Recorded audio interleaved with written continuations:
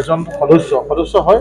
তেওঁ প্ৰথমতে আমি যি মিছ কল দি সদস্য ভৰ্তি অভিযান চলিছিল, সেই মিছ কল দি তেওঁ সদস্য ভৰ্তি হৈছিল আৰু দলত আনুষ্ঠানিকভাৱে যোগদানো কৰিছিল। বিভিন্ন সময়ত আমাৰ দলত যিহেতু এটা গণতান্ত্ৰিক দল, আমাৰ 14 কোটি সদস্য সংখ্যা সমগ্ৰ দেশত হৈছে আৰু আমি মিছ কল দি সদস্য অভিযান ৰখাৰ সময়ত তেনেকুৱা কোনো ধৰণৰ নিষেধাজ্ঞা কাৰো ওপৰত নাছিলে। গতিকে পূৰ্বতে কিবা আছিলে, কিন্তু তথাপি আমি দলত যোগদান কৰিছিলোঁ। তেনেকুৱা বহুত ব্যক্তি দলত আছে, আনুষ্ঠানিকভাৱে যোগদান কৰাইছিলোঁ, দলৰ কাম কাজো কৰিছিলে। কিন্তু শেহতীয়াভাৱে তাতে বিতৰ্কত সোমাইছে। এজন নিৰীহ যুৱকক মাৰপিট কৰাৰ অভিযোগ তেখেতৰ বিৰুদ্ধে উঠিছে। চব অপৰাধ যেতিয়া অপৰাধ কৰিছে, অপৰাধীয়ে শাস্তি পাবই লাগিব।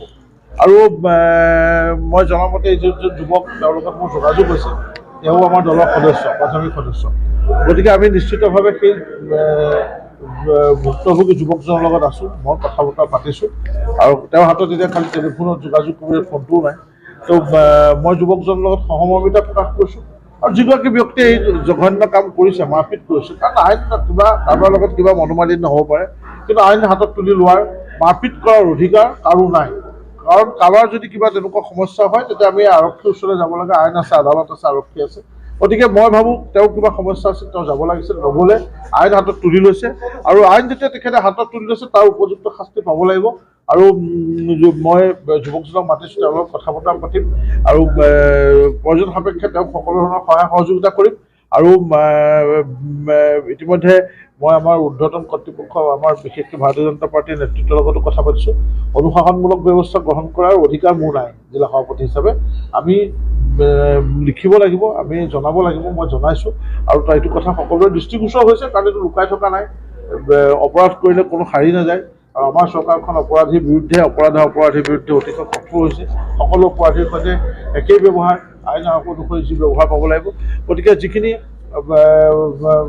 সেইটো এটা বেলেগ চেপ্টাৰ, কিন্তু আমাৰ দলৰ লগত মই ভাবোঁ, মই যেতিয়ালৈকে জিলাৰ দায়িত্বত আছোঁ, তেতিয়ালৈকে আমি তেওঁক কোনো কামত নলগাওঁ। কিন্তু ব্যৱস্থা যিহেতু মই ল'ব নোৱাৰোঁ, আৰু যিটো ব্যৱস্থা আমাৰ নেতৃত্বই লয়, তাৰ লগত মই আছোঁ, কাৰণ থাকিবই লাগিব। কাৰণ তেনেকুৱা অপৰাধী ব্যক্তিক আমি দলৰ মজিয়াত ৰাখিব নোৱাৰিম। আমি তেওঁক তেনেকুৱা ব্যক্তিৰ দলত স্থান নাই, কাৰণ এইটো এটা দল, সকলোৰে কাৰণে চিন্তা কৰা এটা দল, সবকা সাথ সবকা বিকাশ।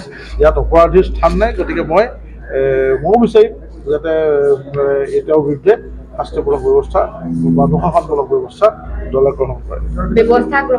কালিহে ওলাইছে, কালিহে গম পাইছোঁ। তো গতিকে এইটো যোগাযোগ চলি আছে মৌখিকভাৱে। তো আজি মোক যিটো কৰিবলৈ কয় দলৰ ফালৰ পৰা, মই সেইটো কৰিম। সেইমতে আমি ব্যৱস্থা ল'ম। নোৱাৰে, আমাৰ এইটো দলত অনুশাসনমূলক ব্যৱস্থাটো, আমাৰ এখন অনুশাসন কমিটি আছে। তো সেই সমিতিৰ জৰিয়তে আমি লিখিব লাগিব যে পঞ্চায়ত নিৰ্বাচনতো কোনোবাই আমাৰ দলীয় প্ৰতীকৰ বিৰুদ্ধে থিয় হৈছে। আমি একো ব্যৱস্থা ল'ব পৰা নাই। এতিয়ালৈকে আমাৰ লাষ্ট কাৰ্যনিৰ্বাহক সদস্য এখন সভা হৈ গৈছে, তাতো তেওঁ উপস্থিত নাই।